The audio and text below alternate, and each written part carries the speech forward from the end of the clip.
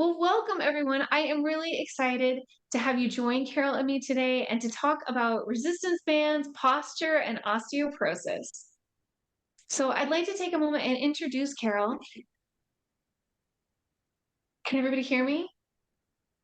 Yes, I'm assuming yes. All right.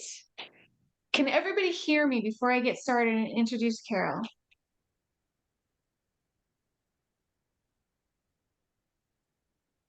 Yes. Okay, perfect. Awesome. I'd like to take a moment and introduce Carol. Carol is the founder of Recovery Fitness Exercise Program. She's also an award-winning specialist and a nationally recognized presenter and consultant. She has a book called Exercises for Cancer Survivors, and she's created several continuing education programs in partnership with the National Federation of Professional Trainers. She's also been published in numerous magazines, newsletters, blogs, and medical journals. Working with cancer survivors is incredibly personal for Carol. And as she worked with many of them, she came to realize that many of them also developed bone loss. Carol's actually created several classes that are specifically for osteoporosis to meet this need. Carol, I am so excited to have you with us today. Would you be willing to share how you started working in this space? Well, first of all, thank you so much for having me. I'm so happy to be doing this with you. So I got involved in the whole medical fitness space because sadly, so many of my family members had cancer, osteoporosis, and other medical issues. And I saw through the years how exercise really helped them in so many aspects of their life: less pain, more energy, just a whole better quality of life. So then I worked with several physicians to develop programs to help people with these issues. So it started off with the Recovery Fitness Cancer Exercise Program, which is now being offered in various hospitals and facilities in New Jersey. And as you said, we then realized what a connection there was between some of the medications cancer survivors were taking and osteoporosis, that we really zoomed in on osteoporosis because exercise can so clearly help with bone density. So that, in a nutshell, is how I got involved in this area. We're really grateful that you did. It's an incredible thing to think about having loved ones yourself personally, that this was a major issue for. And the medications definitely play a part in what happens. And exercise is awesome for helping with bone loss. Really. Um, so moving into our topic today, I saw before we got going, Carol was showing me her resistance bands. Could you please talk to us about different kinds of resistance bands and how they can be used to help with posture and osteoporosis? Yes. So, as you know, with osteoporosis, how important it is to do resistance training. And there's a lot of ways of doing resistance training. It can be through your own body weight, it can be through dumbbells, hand weights, or resistance bands, which I'll be working with you today on. Resistance bands are wonderful to use because, first of all, you can take them with you anywhere, which is great. You know, so many times people are out of town on vacation, and as we know, it's so important to be consistent with our exercise. So this way you can take these, put it in your luggage, in your pocketbook, and get your exercise in no matter where you are. And, given how important posture is, resistance bands can really help strengthen those postural muscles. Posture is something we're all focusing in on now. We know that bad posture leads to early arthritis, neck pain. Our head is so heavy, So if we actually lean forward in kyphosis, that will affect the spine. Leaning forward in bad posture or kyphosis also causes the shoulders to come forward and the lung capacity decreases. So there's just so many reasons to improve our posture, and it can so easily be done with resistance bands. There are so many types of bands. So for example, we use the flat band. A lot of you probably use these in physical therapy. They come in all different strengths. So it's important to, to have a variety of bands, because you would use different bands for different muscle groups.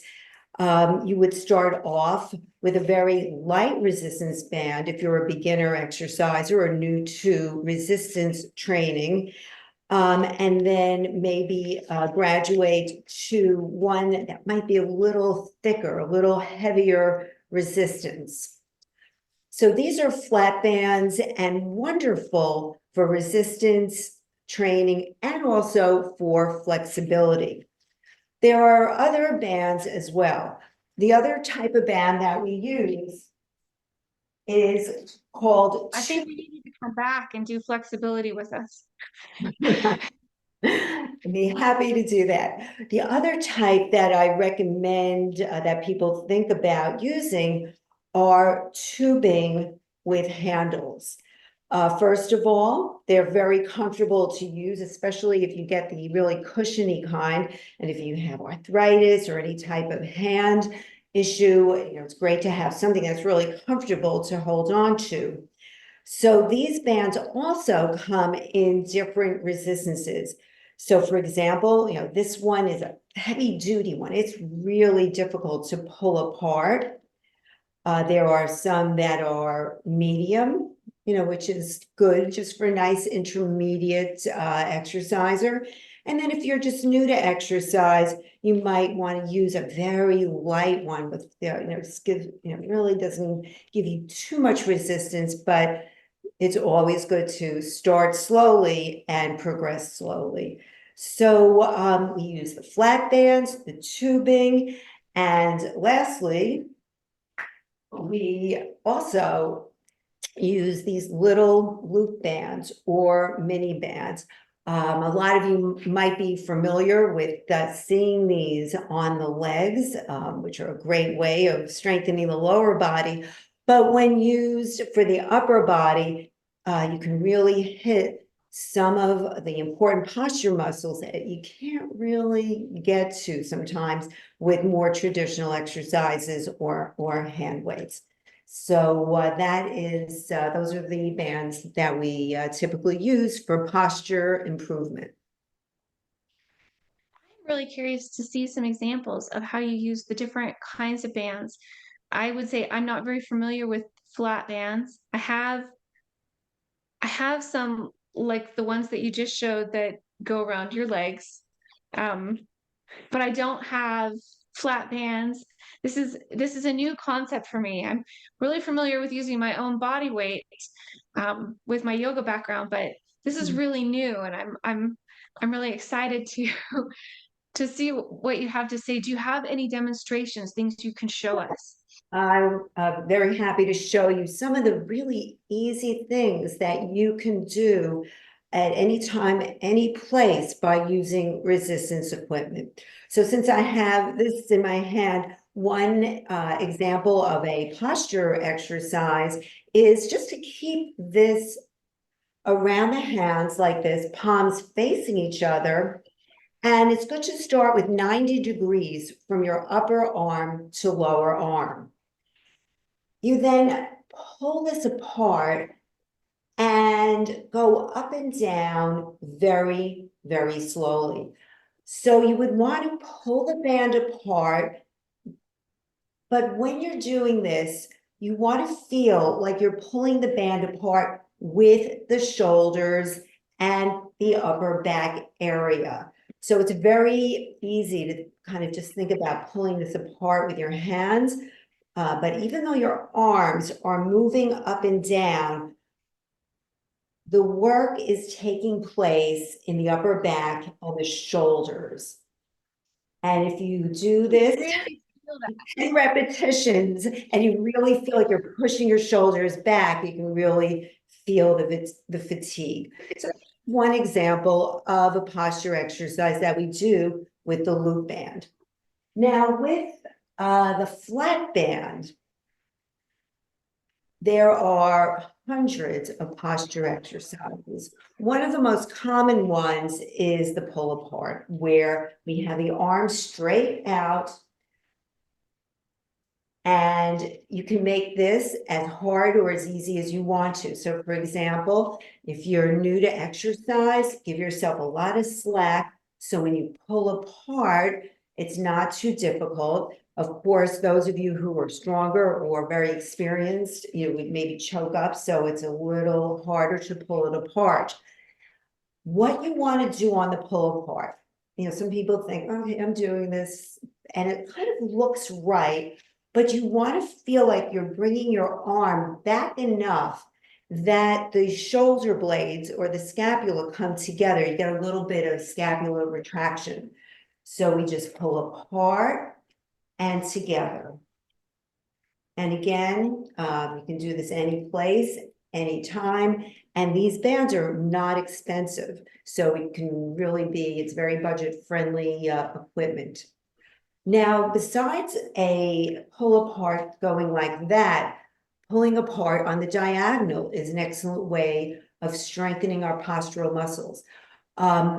With posture, your goal is to strengthen your upper back muscles and make sure that the pectorals, that the chest muscles and the front of the shoulders stay loose. Because once this area gets very tight, if you don't do your flexibility work, the shoulders start to come in. So we want to keep the back strong so we can keep the shoulders where they belong. So doing the pull apart on the diagonal is very helpful. I don't have the flat one, so I'm kind of like trying it out, going. Right, and with that band, it's hard because I can see it's a thicker resistance.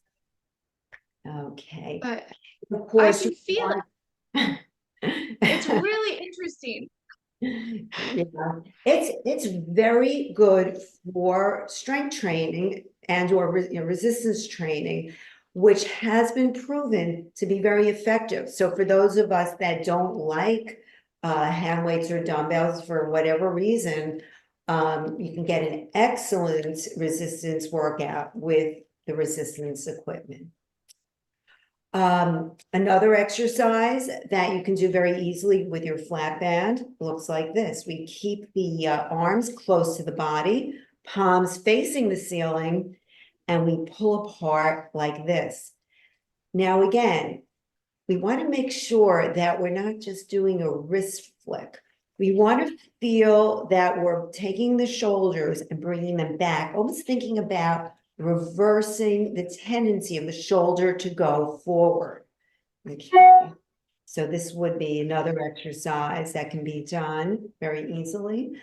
What we do a lot of times in our program is add some lower body work to the upper body just to save time, kind of do some compound exercises. So should I show you a few things with the tubing, with the handles? Love it. That would be great. Okay. So tubing with handles. What we like to do with this is find an anchor point wherever you may be exercising. It could be a pole in a basement, something that you can wrap this around and pull. For today's purposes, though, I'm just going to put this around my front foot, which is fine. I'm anchoring it like that. It's under my front foot. I'm doing the hip hinge, which we know is the way we need to move to keep our spine straight with osteoporosis. And we pull and release. So in effect, this is your row, which you might do with your hand weights. If you feel you're not getting enough resistance, you can choke up on this. And that's why it's important to have several resistance bands, light, medium, and heavy. That's really an interesting way to go about doing the row and totally osteoporosis safe. It's accessible even if you don't get down to the floor, if you're not pulling something using machines at the gym. This is still so accessible. It is. And for those of us, you can be recovering from an injury, or need to exercise from a seated position. You can use these, very easily. You would just, again, wrap it around your foot or wrap it around a pole in your house and do the pull. What I always recommend is to try to do that exercise from different positions, different anchor points. So you can do the low one, which I just did. I anchored it on my foot. Maybe just something that would be chest level. So it would be a direct straight pull, or something high above you and pull down like this, which can be very similar to a lat pull down to strengthen those important upper back muscles. That's incredible. It's really amazing. I love that resistance bands can so easily just slip into your suitcase. So if you go away just for the weekend or something else, you still have them with you. It Right. makes it And it's so important. And for people at the office, a lot of the people that I've been working with actually, take this to work during their lunch break or when no one's looking, if they have an office, they are able to get a good amount of strength training in. And it's very, very, very effective. You can really prevent poor posture. And if your posture is not what you'd like it to be, it can be improved. But as I always say, it's the other 23 hours in the day which are very important too. You want to make sure that whatever you're doing, you're sitting with good posture, really being aware of it and training yourself to have your ears right over your shoulders. yes, ears right over your shoulders. I think that's a great cue. I'm starting to see questions coming in. Um, One of the questions is I go to the gym 3 times a week, and I'm wondering what exercises are safe to do at the gym. Do you have thoughts on that? Ways to improve posture? Right, right, right. Yeah. So what, usually in most gyms, actually, they always do have a variety of resistance bands. So you can always, use those. In a gym though, if you're taking any classes, and if you do have a medical issue, osteoporosis or something else, make sure you go up to your instructor, let them know to make the right modifications for you. Most of the machines in a gym are, a lot are safe if used properly. But you want to make sure that you're not doing any of the exercises in forward flexion. Sometimes it's very easy, let's say, on some type of a row machine, to be rounding the back while you're sitting. So you need to be very aware of just keeping a nice straight spine. You also should be aware of some specifics. Everyone has unique issues. So you should be, working, with your health coach or physical therapist or doctor to know specifically some of the moves that might not be appropriate for you. Yes. So when you use the term forward flexion, just to clarify, that you're talking about anything that causes your spine to round. Exactly. And, so we have to really make sure in anything that we do to keep our spine straight. So that's why, some of our basic moves are just our hip hinge, where we keep the spine very straight. And it's important to really train yourself to move like that. So for example, if you need to lift something, you lift with a straight spine from head to tailbone. You don't want to let your head hang. Look how rounded my back is. And if I come up, whoa, that is not going to be good, even for someone who doesn't have osteoporosis. So you want to learn to do whatever you're doing in your activities of daily life in that position. Also at the gym or whatever you're doing, extreme twisting is contraindicated. But keep in mind, we're talking about some major twisting. Sometimes people hear about, I can't twist, and they're afraid to even move 2 inches side to side, and they kind of walk around stiff and like a robot. So again, you have to have this discussion, with your health coach, your trainer, your physical therapist, whoever you're working with osteoporosis. So you know exactly to, your situation. Every diagnosis is very different. Every bone density score means something else to different people. So, for most people, a little movement side to side is going to be perfectly fine. And you don't want to walk around stiff, but nothing extreme. You would not do like a 180 Yeah. degree twist. I know in yoga, one of the things that we do that's really important would be small back bends. But again, it's not going to be an extreme movement. There's a difference between, say, a small cobra and wheel. So Right. looking at the magnitude of the movement, and Yeah, I think recognizing that moderate, moving slowly, and listening to your body, that there are big differences. exactly. There are other questions that are coming in. There's another one that says, if no bands, oh, wait a minute, I've got a couple of them about no bands. If no bands, is putting hands on the wall enough for strengthening the upper arms?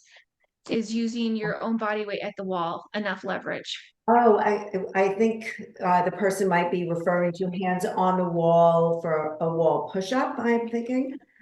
Wall push-ups are excellent. So I recommend people do the wall push-up. A lot of women have trouble, with the upper body strength, and even sometimes a modified on wall four push-up on all fours is hard, or if you have a bad knee. Wall push-ups are excellent. You can modify them by going close to the wall. As you get stronger, you stand away from the wall and you get more of your body weight in. I don't know, if they were thinking about posture exercises without the resistance bands. You don't necessarily need to use resistance bands for posture, but it's just another way to get the job done. There's a lot of excellent body weight and flexibility moves, which will be very helpful as well.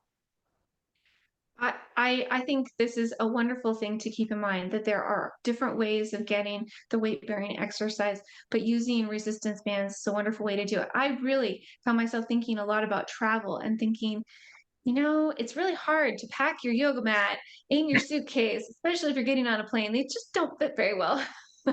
But you can slip something like this in really easily. And so, for somebody like me that's really used to using their own body weight to do the resistance training, slipping something like this into my suitcase instead of a mat, that sounds like a fabulous idea.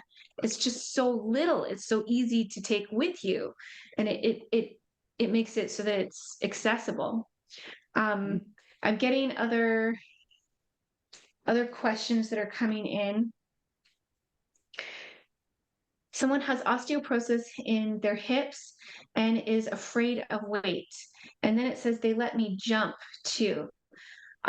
Jumping is a question that I get really regularly, and whether or not jumping is appropriate.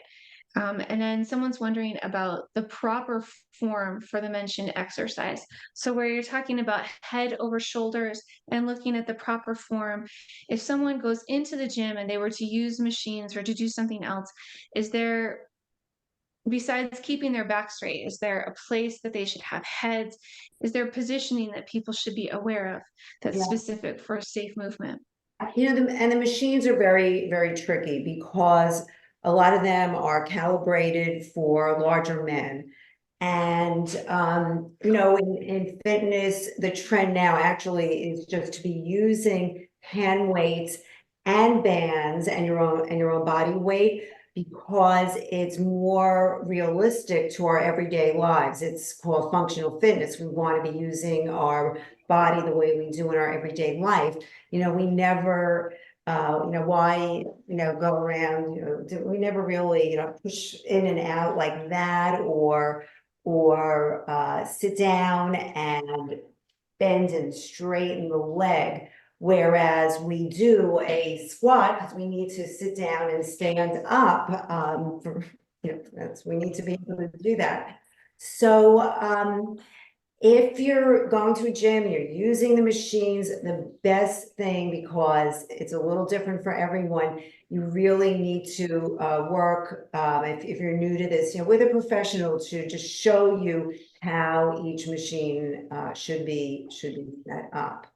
And going back to, jumping, the reason there's such a focus on jumping is because there was a study out of Australia, boy, a number of years ago already, which indicated how important impact exercise is. So again, you do, if you can jump, that's great, but everyone is different. The degree of osteoporosis, your fitness level, your age, other issues that you might have all come into play to know if that's appropriate for you. Again, you need to work with a professional to kind of put that whole picture together to see if it would be right for you. So I think you're bringing up a really important point in looking at exercise for osteoporosis. There's so much information out there, and it's hard to know whether or not an exercise is right for your particular body. And some of them are appropriate. Not all exercises are going to be appropriate for every person. And it's important to listen to your body, to work with someone that's a professional who knows how to work with osteoporosis and to find the exercises that are right for your body. Not just, oh, these are osteoporosis safe exercises, so I'll go and do those, but to find the ones that work in your body to make it personal. I Exactly. really, really like. Yes, you don't really, a lot of times, someone knows they have osteoporosis, they might be in physical therapy, they'll go through the same 7 exercises, every week. And that's great. Any movement is better than no movement, but we use our body in so many different ways, different planes of motion, that we want to be strong in every way we move our body. So it's so important to have a variety of exercises. And then again, you might have your diagnosis of osteoporosis, but maybe we don't really, a lot of us don't have more information than that DEXA scan. Maybe your quality of bones are good, which would allow you to do more than you think you should. So it's not a black and white situation. Everyone is very different. So it's a little tricky. You just can't give one size fits all type of answer. No, I think it's really important to do that. There's another question that's come in. Any exercise for lower back? Also, can resistance bands replace leg presses? Hmm. Okay, so I mean, there are so many lower back exercises. We do many of them. A lot of them are ones most of your listeners probably know, just something like that bird dog, quadruped, but there are so many others. I won't go into those just because, we're talking about mostly upper body posture today. What was the other part of that question? The other one was Can resistance bands replace leg presses? Hmm. Resistance bands for the low, again, I won't go into detail because now we're talking about the lower, the lower body, but everything is connected. The resistance bands would not necessarily replace them, but what would replace them would be doing a squat, and your closest thing would be to stand on a very, very thick resistance band and just hold the band by the side and just hold on to the band. So when you squat, which is basically a leg press, you would get the extra resistance of the tubing. With leg presses, though, if you're going very heavy at a gym, you have to be careful. It's not my favorite exercise at a certain age, because as you extend your legs out, sometimes there is some pressure into the lower back. I would rather have someone do squats holding on to hand weights or using a resistance band. I've got another lower body question. We're going to have to come back and do this again, I think. This one Right. is asking, are there ways that that resistance bands can be used to strengthen hips? Absolutely. That's, and again, I won't go into detail because that's a whole nother Another segment. day. What we use for our hip strengthening is the loop band. And your goal on any osteoporosis exercise is you want to do an exercise where the muscle tugs on the bone, which stimulates the bone to get denser. So by using this right above the knees on a sideline position down on the mat, or it can be done standing also. Again, there are hundreds of exercises that we do to strengthen the hip area with this band, and also with the flat band. It's really fascinating. Um, I'm thinking that there are many of the people in my audience are not able to get down to the floor, and there are both knee and hip related issues. But a lot of these exercises, I mean, if you were to lay down, you could lay down in your bed and use a resistance band and do some of these same exercises. And it opens up so many possibilities of things. I don't know that we usually think about, hey, I can get weight bearing exercise while laying down in bed. But what you're talking about, I can see it, and I can see the open door and possibility for it happening, and it's an exciting possibility. Yeah, so yeah, there's no more excuses not to be active. You can do it in a chair, in bed, and but again, whatever you do, start slowly, progress so slowly. You don't want to just jump into a new exercise very intensely, then you'll be too sore the next day. Go into everything slowly and easily, and go through the exercises slowly as well. The results are better when we just kind of, take our time, really feel the muscles working, the muscles engaging, as opposed to rushing through it. And when you go slowly and carefully, it's effective and decreases any risk of problem.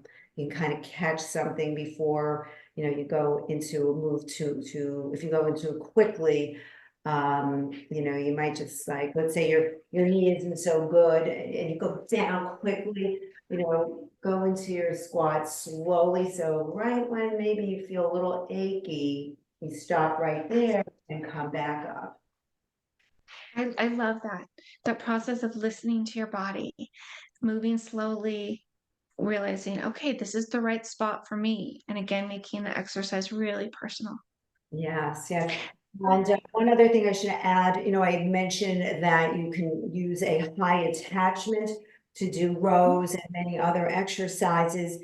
If you don't have something where you're exercising to attach it to, there are these door attachments I don't have it with me. They're just small little things which you would loop your band through and you put it right in between, where the door meets the wall.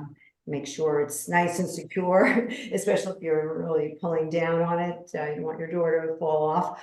But those door attachments, will allow you to do things from a high anchor point. Yes.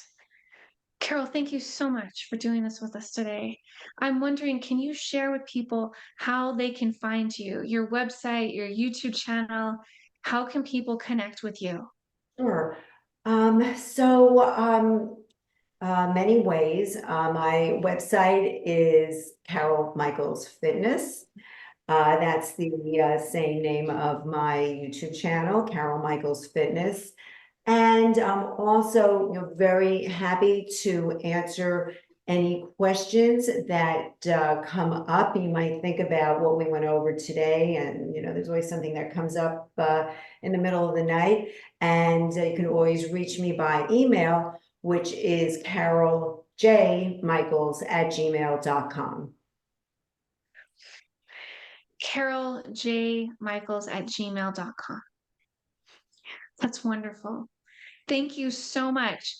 I'm going to end our live. Oh, I'm seeing thank yous coming in too. Other people are saying thank you, Carol. My pleasure. Thank you I'm for going having to me.